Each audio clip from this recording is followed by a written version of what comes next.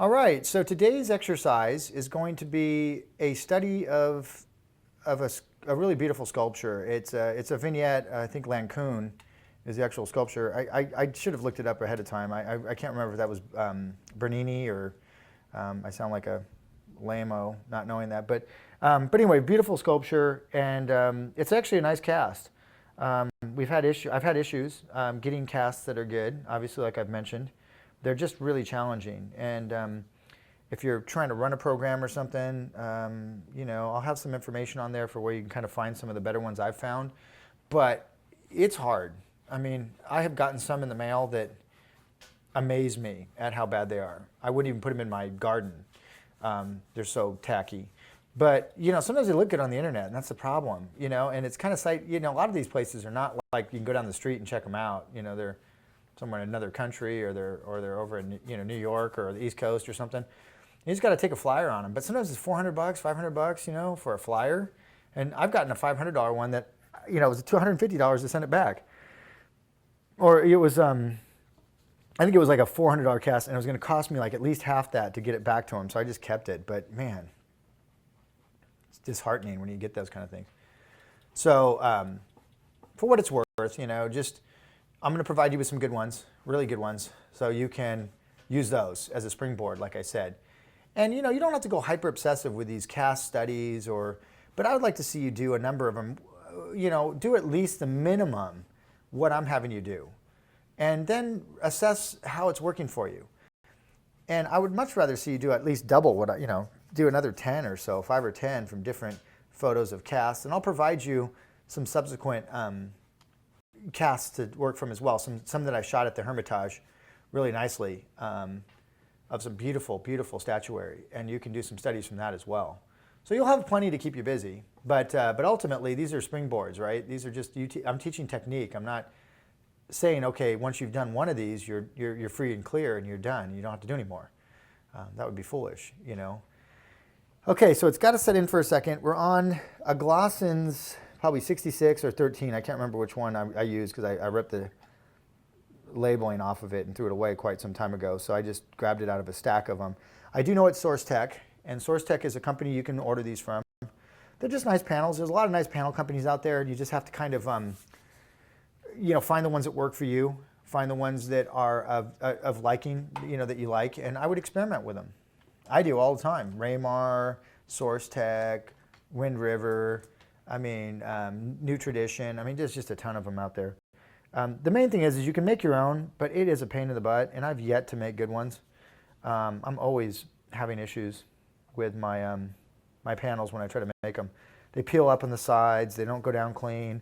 I can do an okay one, and I've done some pretty decent ones, but I can never get them as clean as this. And again, it's like by the time I get done actually doing all that, I could have painted like 3 paintings or something, or a painting, and sold it and just bought some.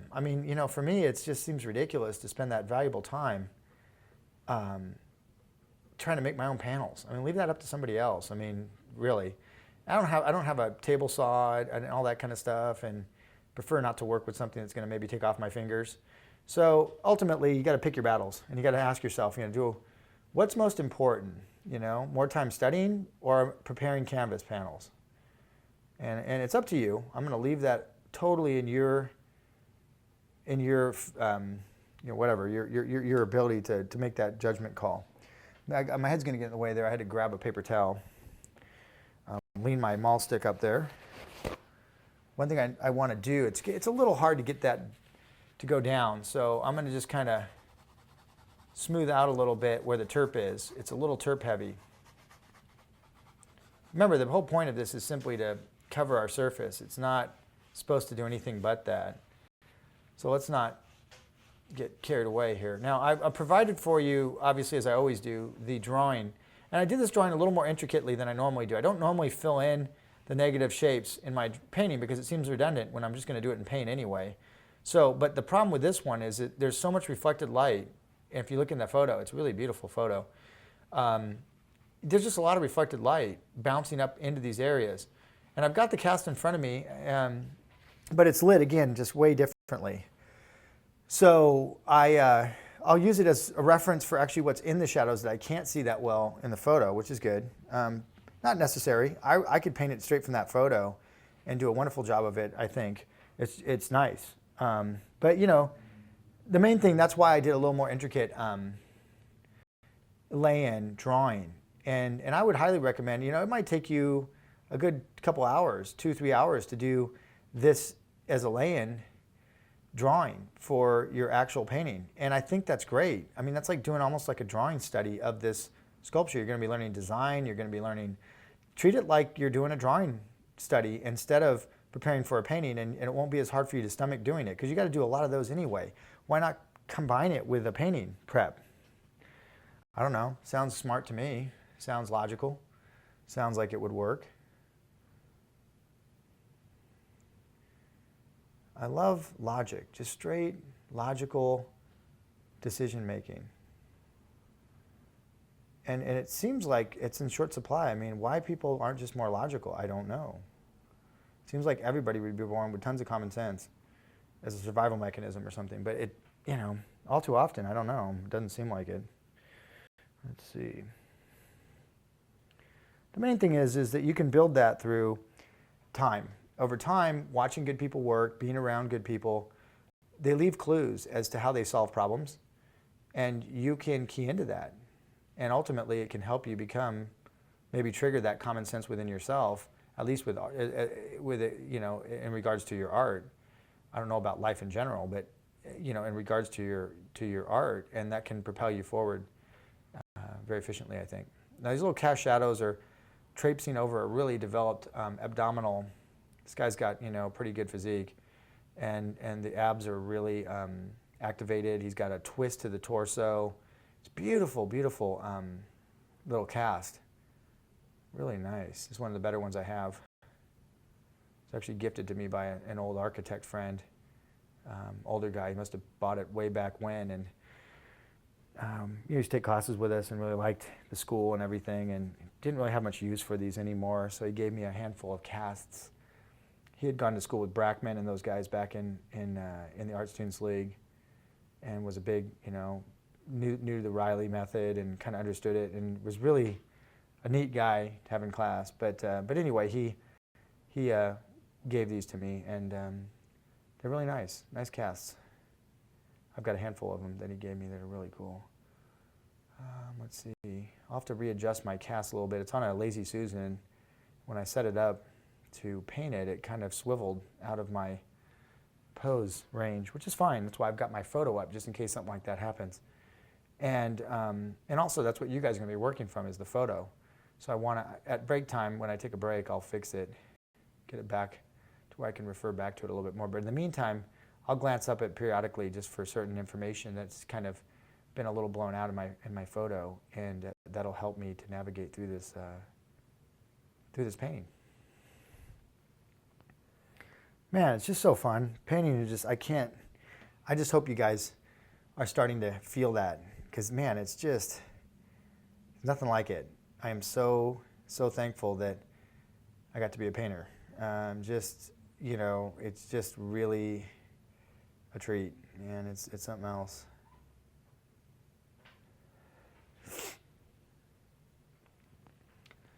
So the darks that are in like the neck and in the chest region and stuff, you see me jumping around a bit. It's so hard and overwhelming sometimes as a painter to see so much stuff that needs to be filled in. You almost just want to click your fingers and have it all filled in at once. I know it wouldn't be that fun, but it's just sometimes overwhelming to me. And I think it's part of the way I'm wired. It's just hard for me to see major unfinished areas everywhere, and I just almost race to try to get them covered. It's just my temperament, kind of. But I've learned to accept it. I still don't like it, but I have learned to accept it. And that's a big observation is you don't always have to like something, but you do sometimes have to accept it.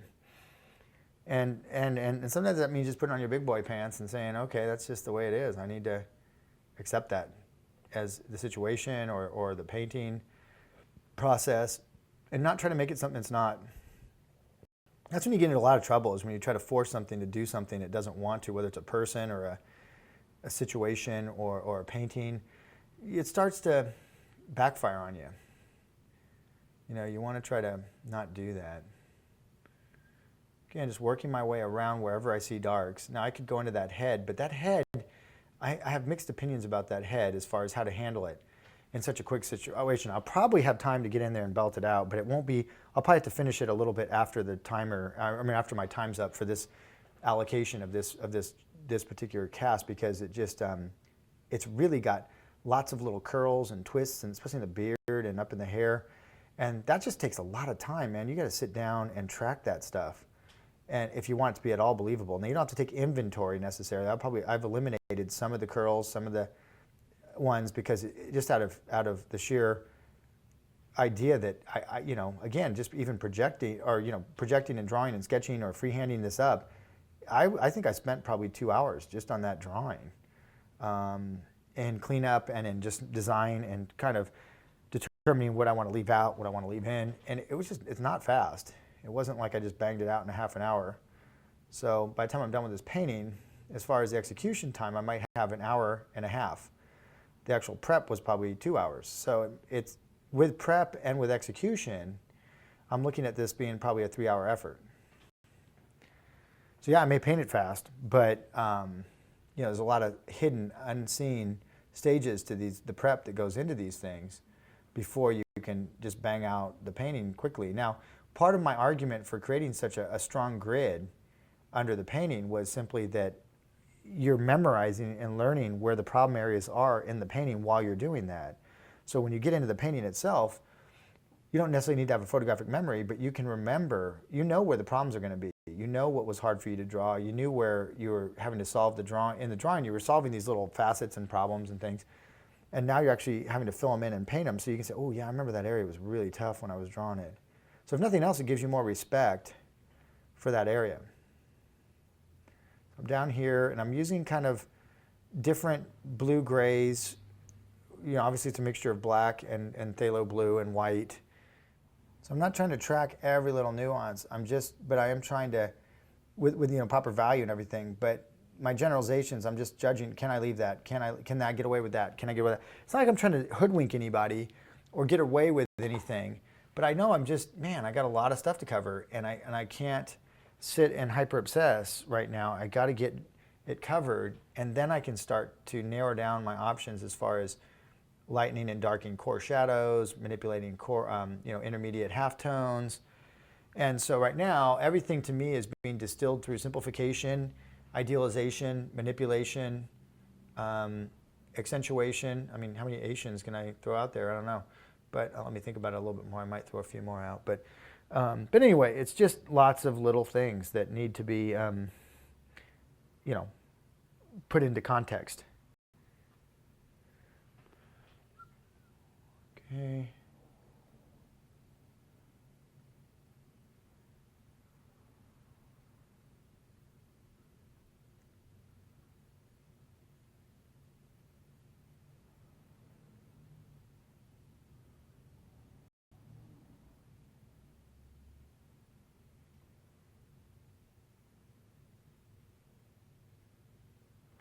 A little reflected light, kind of popping back in onto the traps, the lats, the serratus, down along this outer area of the torso.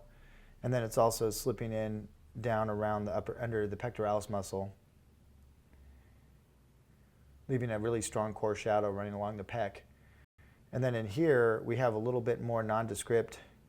He's really got very structured serratus.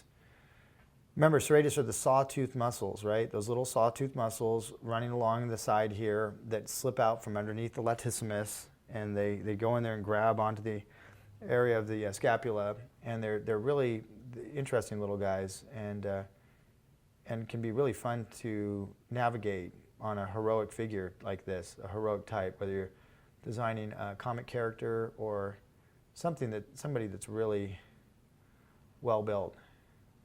These guys all remind me of the guys from 300 or something, they're all these ripped up Spartans or something, that are really have this kind of chunky, real masculine physique, really ideal, really an ideal style of male torso, male physique.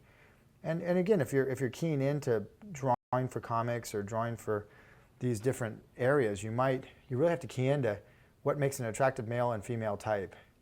And you can have an opinion. Like obviously Frazetta had a very strong opinion about how he liked to paint men and females. And they were really beautiful types, really cool.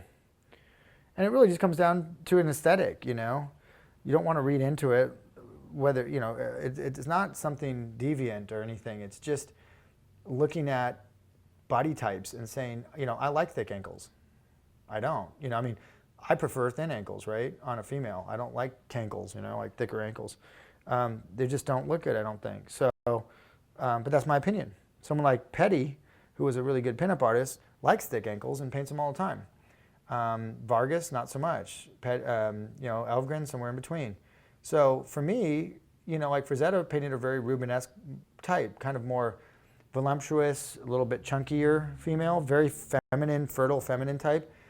You know, that was what he was fond of. His male types were very much like a black guy's physique, very tight joints, very rounded muscle, similar to that picture that we painted, or there's a picture we're going to paint of this model Brian, and he's really ripped up, but has that really strong physique that I could see Frazetta really tapping into for some of his characters and some of his illustrations. So a lot of times, again, it's having an opinion. And you're going to have one, because what are you going to do? You know, these figures are not going to design themselves. They're not going to just magically fall onto your paper or your canvas and look cool. You're going to have to design them and force them into the types that you want. And if you don't have an opinion, how are you going to do that?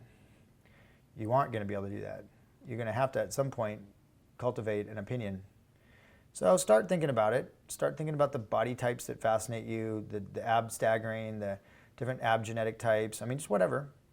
And you don't need to give it a lot of thought. Just, it should be a gut thing, you know. It should be, you know, you kind of know what you like. I mean, you know, and it's just, you know, different strokes for different folks, but it's nice. It's what gives variety.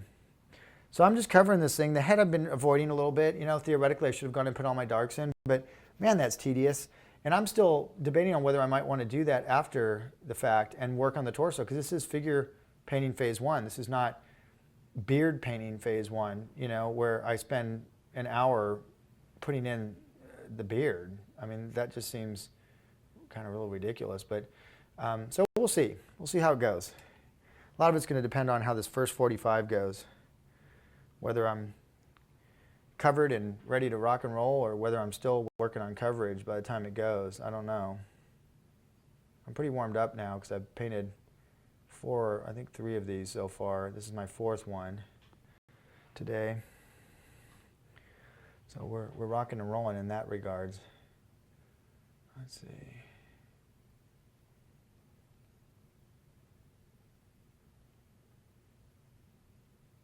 Okay, just there's these, you know, striations in the upper pectoralis, or the mid pectoralis, excuse me, and upper pec that's running across here, creating almost like a striation, and that's what you'll get on a really fit torso of a male if it's got some bulk to it, and you'll get a striation, you know, across the center separation. You've got 3 heads to the pec. You know, you got the lower, upper, and middle.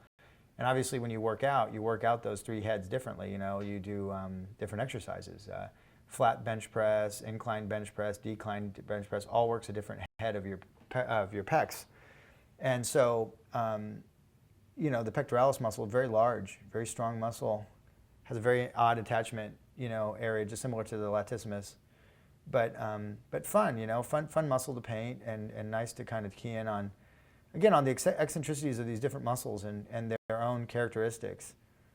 The muscles are, you know, genetically there are certain muscles that differ greatly from individual to individual, especially the abdominal wall. There's many different styles of staggering of the abs. So a lot of times people, you know, you can cheat a lot in the abs on your models, which is really fun. I like to learn a lot about anatomy and where I can cheat anatomy, because a lot of times I want to manipulate, but some things are not really that accessible to manipulation. Other things are very, very much so. So we need to key into which ones are which. And like I said, the abdominal wall being one of your better areas to cheat if you want to, or stagger or embellish or whatever you want to call it. Cheating, you know, I mean, again, that term cheating, I just hate to use it because people conjure up such, it always sounds like you're up to no good. like you're trying to pull the wool over somebody's eyes or trying to manipulate somebody in an unscrupulous manner. It's not that at all. I just see it for what it is. I mean, painting has to be manipulated in order to look good, in my opinion. And the manipulation is cheating. You're cheating what you see. You're changing it. You're altering it. You could say you're manipulating it. I mean, we could use better terms maybe that are a little bit kinder. But idealization is cheating. Manipulation is cheating. And when it comes to art, you're manipulating the form. You're changing it against its will, and hopefully to make a stronger statement. So sometimes I look at it. I'm changing it for the greater good. I'm changing it so that the painting looks better. I prefer not to change things because it's hard work. I wish I could just paint stuff and not have to worry about it. But for some reason, my aesthetic will not let me do that. I look at something and I say, God, it would look so much better if it was more curved. That would look so much better if it was stronger shape, like if the person's jaw was just a little firmer. That looks better if I would take out that wrinkle, or, I just don't like the way that curve or that fabric fold is laying. I think I need to change that and take that one out. I'm always distilling everything down through aesthetics, and a lot of times, since nature doesn't really have that agenda, it'll just do what it does, and you either design it or you copy it. And in my experience and past efforts, copying gives you a mediocre result sometimes, most of the time. And the superior magical results you see in Fetchin and these other people is largely due to the fact that they're manipulating what they see based on what they would like. So it's part of what they see, part of what they know, and part of what they wish they saw. And that's how a lot of times I distill down my choices. Part of what I see, part of what I know, part of what I wish I saw. And somewhere in there is how I'm going to paint it. And it's going to be a manipulation, it's going to be an idealization, it's going to be a cheat. I'm cheating to get a better result. But at the end of the day, is an art director really going to care? No, they're going to applaud you and pay you for that, because that's what they're expecting. They don't care how you got the result. They just want a great result, and it better look good, and it better sell the product. And if it doesn't, you're going to be doing it over. So they don't care. They don't care if it came out of a Cracker Jack box. Just at the end of the day, we hired you to do this. We're paying you lots of money. Make it look sexy and awesome, because that's what sells product, not ugly stuff. You never get paid to do ugly paintings of people or things. It's not going to happen. So get used to that. Get used to trying to make things pretty. And that's one of the things I do love about the Russian painters. They're not really monetarily compensated that much for their efforts. I mean, at least they weren't in the past. They painted to glorify Russia. They painted for propaganda. They painted for different reasons. They didn't really paint to sell a book cover or to sell the latest movie or some comic book or something. So as a result, they paint a little more honestly, I think, than some of us Western painters. They can. The newer painters are falling victim to the same probably stuff that we run into, which is they're starting to become more capitalistic and more about selling product also, because the country is now changing its kind of flow over to more of a capitalistic type point of view. But the old Russians, Repin and Kramskoy and Levin and these different fantastic painters were more, again, driven by aesthetic integrity. It seemed to be, at least to me, that's what kind of resonates with me with a lot of the Russian work. And again, if someone had to say, what is your greatest influence, a lot of it would come down to Russian painters. I do paint kind of like a Russian painter. And a lot of the Chinese painters I meet ask me what Russian I trained with or who I trained with, and it's not the case. I just appreciate their work a lot, and I'm really good at emulation. It's such an art for me, or such a thing that I'm good at, that I have to be careful that I don't have a book out on a certain painter when I paint, because my paintings will start looking like that painter if I just look at it. So I have to be very careful to not let that influence if I want to become me rather than a hybrid of some other painters. I have to at some point be careful about my influences, because I am so impressionable that way. And it's been a great way to teach people. It's been a great gift for learning. But it's almost a curse when it comes to finding yourself, because you're so used to being a chameleon that you're not even sure who you are anymore.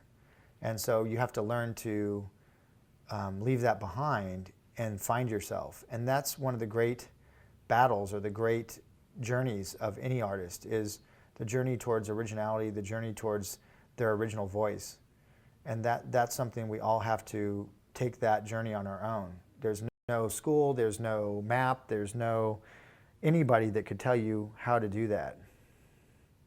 I know that sounds terrifying, but you know, with the right arsenal of skills in your bag of tricks, you have a good chance of stumbling across it or finding it over time. Indeed. So don't fret and don't get too nervous about it. Just be aware.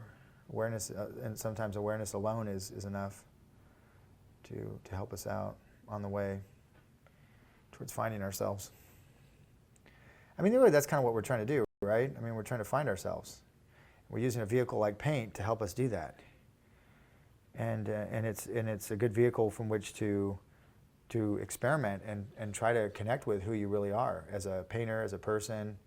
What opinion? If you don't have an opinion, how are you going to share it in paint? You're not going to be able to. You have to, at some point, have a strong sense of identity and what it is that you feel and think, and then be confident enough to put it out there. And when people don't respond the way you want, not have it crush you, but just acknowledging that people have their own opinions and not everybody should be forced to like your work. You know, so we want to kind of give people the freedom that we would want them to give us, you know, with making our opinions. And I think once we get that way, we're not so crushed by a critic that says something about our work or another artist that comments negatively about something, mostly just out of insecurity or their own issues. And I've had to battle that in the past. I've had to battle through allowing those things to affect me and get me a little bit wound up. I'd be lying if I didn't say they still do kind of bug me occasionally, but you know, I've learned to deal with it. You know, I've learned to handle it in a very professional manner, I think. See, I haven't really done much blending yet. It almost wants to start blending, but you know, we could refrain. The blending, you know, is a necessary stage, and there's no perfect time to start blending. There's no, okay, you're 23.2 minutes in, and it's time now to start your first layer of shading. It's just not that. At least I don't treat it that way. Sometimes I blend as I go. If I see something, an edge that really feels like it wants to be soft, or I see something really obvious, you know, as long as I'm not hyper obsessing about an area and getting caught up in it too much, that can be a problem. So we want to try to avoid that a little bit. You know, we want to try to avoid getting too caught up. Again, taking inventory of these curls, maddening. What I mean taking inventory, I mean copying every little swirl, every little curve. I don't really want to do that, right? And I don't know if you want to do that. You may want to do that, and if you do, just be prepared for that head to take you about, you know, 3 hours to lay in. There's a fine line between hyperobsession, indication, idealization, simplification, editing, and that's something on that head. I mean, I need to do all those things. I need to edit, I need to simplify, I need to idealize, I need to remove, I need to do all kinds of stuff to keep my sanity, but also just, you know, it is what it is, you know. So part of me, it's so hard. All teaching is a dichotomy, a contradiction in terms. Part of me says, okay, be careful with what you tell these guys, because you're not there to watch them all the time, and you're telling them to kind of just, you know, kind of get in there and estimate and guess and get rid of stuff. And how are they going to take that? And are they going to take that in the right context? And are they going to be able to wield that with confidence and with respect and not just, you know, just chatter that head, you know, just get in there and get rid of everything. You've got to use some common sense, right? I mean, you know, let's pick the big shapes and let's lock them down. Let's fill them in so that we can tell which ones they are, because it's hard to tell. We've got so many curves and twists and turns. I'll get lost in my own drawing. Can't even tell where I'm going. So in a situation like that, I will override my normal routine, which is don't fill in the shadows because it's a waste of time. And in this case, I will fill in the shadows because it's going to save me time, because it's too complicated to navigate without some kind of ability to see where you're going. So right now I'm just treating all the shadow masses with one value. Up there I see reflected light, I see coarse shadows along the hair, curls. It's maddening. I could, just to get this little one I'm doing right now, I could spend 20 minutes just on this probably little thing, trying to get my core shadow in, trying to get my reflected light in, trying to get it to dance around perfectly. By that time, I'm out of time. I didn't get much down, and all you get to do is see me try to render some curls in a little section of a head that's the size of, it's tiny. So, not going to do it. I'm going to do a faux version of it. Again, I'm going to simplify, idealize, simplify, specialize, just getting in there and getting all these concepts to kind of lay down. Socket, he's got this, not only that, but he's got this thesis head tilt. I mean, that head tilt is not for the faint of heart, man. That's a toughie. You're looking right up his nose, looking right up the eye socket, looking right up the mouth. Get a strong drawing in and copy the drawing. It's really like a paint by numbers. And don't look at it as a cop-out. That's not, there's only so many ways you can build that head up. You can kind of try to do it all prima. More power to you. My hat's off to you if you can, But that's almost, again, we have to pick our battles. What is this exercise about? And I think we always want to go into every situation with that first thought. What is this about? What am I trying to accomplish? What is the goal for today's exercise? Always be thinking about that. Try not to make it into something it's not. Try not to turn it into some exercise that it wasn't designed to be.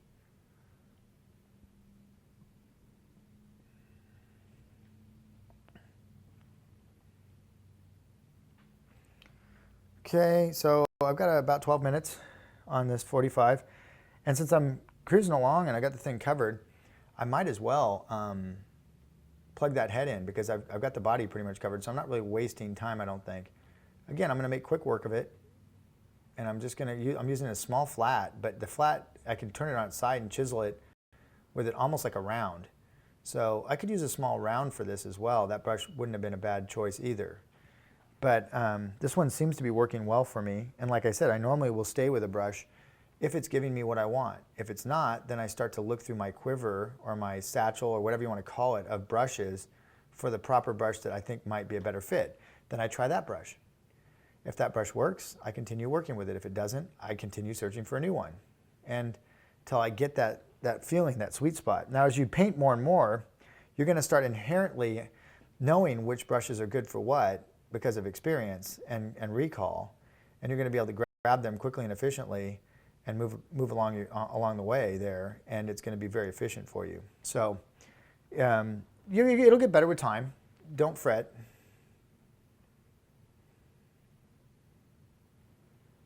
Everything gets better with practice.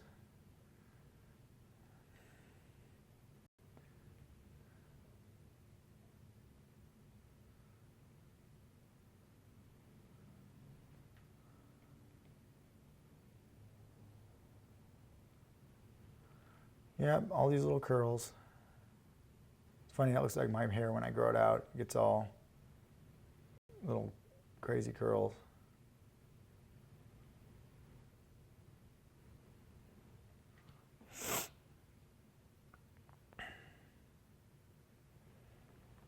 Breathe deep, concentrate, relax. It's these contradictions. Concentrate but yet relax. Be calm but yet, on edge. I don't know. There's all these contradictions. Everything in art seems to work off of itself as a polar opposite. That's why it's so hard to teach it articulately because you're constantly, yeah, but you told me this. But yeah, well, yeah, in the context I told you to do that, but now we're in a different context and you need to do this. So it's a little different because we're in a different situation. Or, I told it to so-and-so because they're 5 years in and you're 5 months in. So don't necessarily, what I'm telling them to do, I'm not going to want you to do. So it's always you have to distill down what a teacher says in the context of what they meant to you and whether or not that person maybe just said the wrong thing or accidentally said it the wrong way or used the wrong analogy. All those are possibilities, and all those happen all the time. And ultimately, you hope that the student can differentiate between the two and not be so caught up in particulars that they can't see the forest for the trees, you know? They just can't see the big picture anymore. Some people just have a hard time seeing the big picture, you know, and it's you have to almost hit them over the head with it. Other people can only see the big picture and have a hard time focusing on minutia, and that can also be a problem. So all of us are somewhere in that blend, that mix. We'll find our way with time, over time. So here I'm, you know, again, just down to massaging some edges because I've covered the head, covered the body, haven't done the background yet. Probably gonna do that at break because that's really way more of a waste of time, you know, in some regards. And I lost my navel, I just noticed. I should probably get that back in, but I need probably a smaller round maybe for that.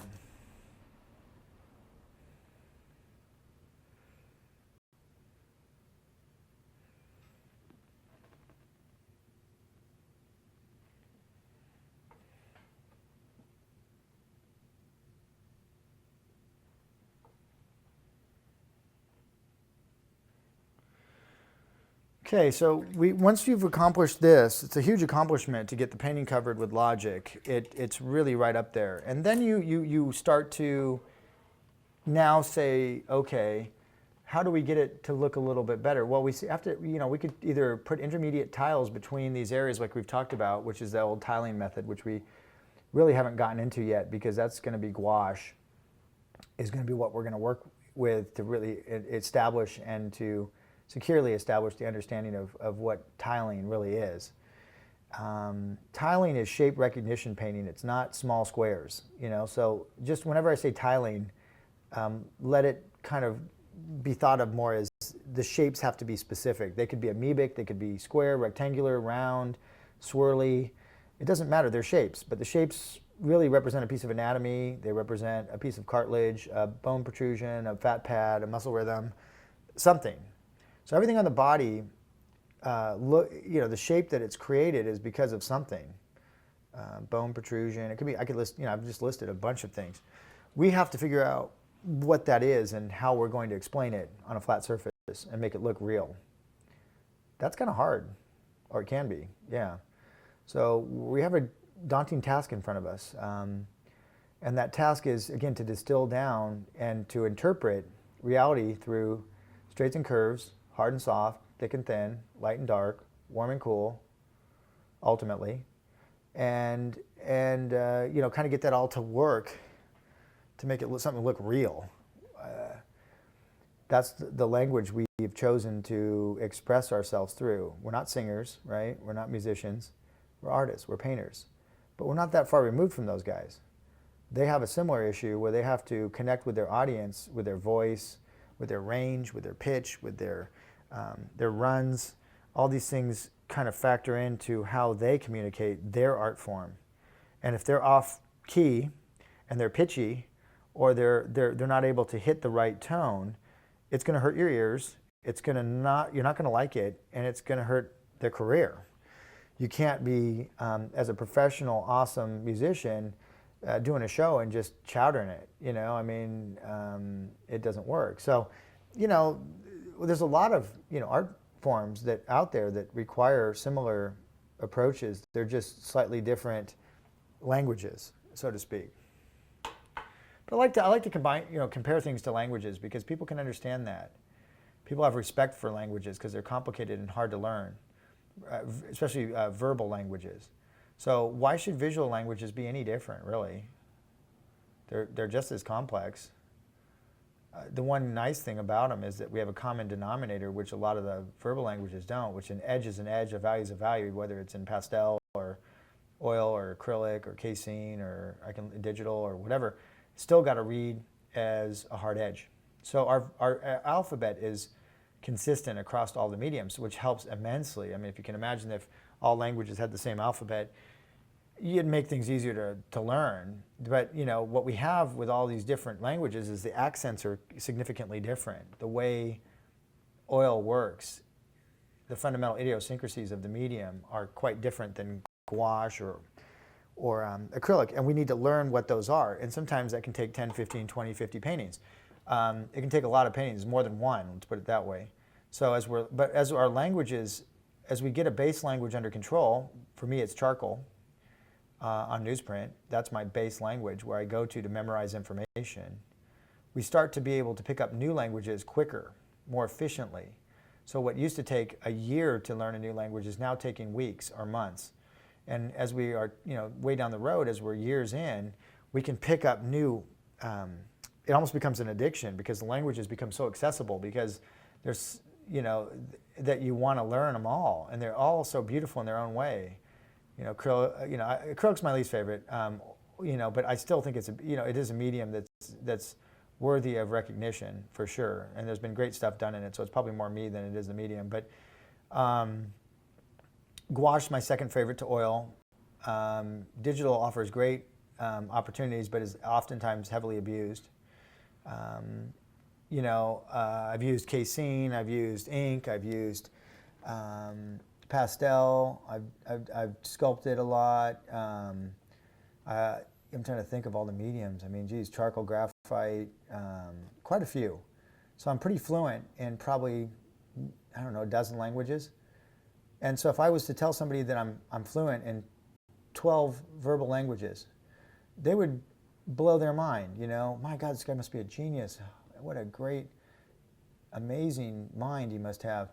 But, it's hard to tell people, yeah, I know 12 visual languages and have them do anything other than look at you like you have two heads. They just don't get it. Most people aren't wired visually. Most people don't understand the visual language. Most institutions don't even understand how to teach the visual language because they don't even know it. So it's kind of like the blind leading the blind. It's very difficult. So the languages. Let's treat it like that, and that way you won't be so frustrated when you don't master it within about an hour or two. So would you master Russian in an hour or two? No. Would you be fluent in French in an hour or two, or 5 weeks, or a couple lessons? No. So let's just, I'm trying to get you in the proper context of your mind so that you don't get too hard on yourself and start beating up on yourself and thinking, oh, I'm just dumb, I don't get this stuff, and I can't believe it. Quit having a pity party and start learning the language, as a language, and respect it as a language. And you'll find that it'll start to work for you, and it'll start to assist you so help it help you by being more understanding of what it is that you're trying to study. My gosh, I get off on tangencies. Okay. About 2 minutes left on this one. I'm working my way around the form, trying not to be too erratic because I know it drives my camera guy nuts as I'm bouncing around like a pinball machine and he's trying to follow me. I apologize to him.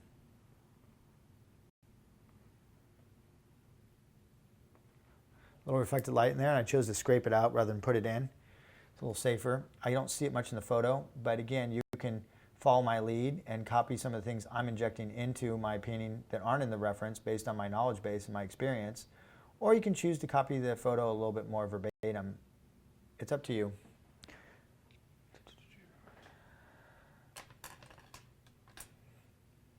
Again, I want you to learn to think for yourself. I want you to learn to have opinions and to stand by them. They don't always have to agree with mine. As a matter of fact, I hope they don't. I hope you're willing, listen to me, because I know what I'm talking about. I think you probably know that by now. But I do think you should definitely listen to me, but you don't need to agree with me all the time. And if you were in my class and you didn't agree with me, it would not make me mad. We might engage in a friendly argument, nothing big, nothing mean, nothing malicious, just a debate of sorts about edges, about design, about calligraphy, about color, I don't know, any number of things. And that would be healthy, I think, and it would be good. I'd get to see your point of view, and I'd get to debate my point of view. And at the end of the day, we'd both know each other a little bit better and see a little bit better where we're both coming from. Probably end up being a little bit better painters, the both of us, just by that interaction. As long as we can keep it cordial, keep it professional, and not let our egos get involved too much. And stay on point with what it is that we're trying to accomplish. Okay, that was my little ringer. And again, it's nothing, you don't have to stop. You can race through, and if you're still hyped up and excited, just fast forward through and go right to the next session. I would take a little break if I were you. It's hard to sit and watch somebody for 45 minutes. And just stretch a little bit and come back in 5 or 10 minutes and let's finish this off. And then maybe tomorrow or the next couple days, get your canvas ready and start the process of building up. And then maybe before you start your actual painting, because it'll probably take you a couple days to get it all tuned up, you can go back and do a refresher, quick run through of this video just to kind of get your juices flowing and getting all excited. And then go in and try to tackle it. Okay? See you shortly.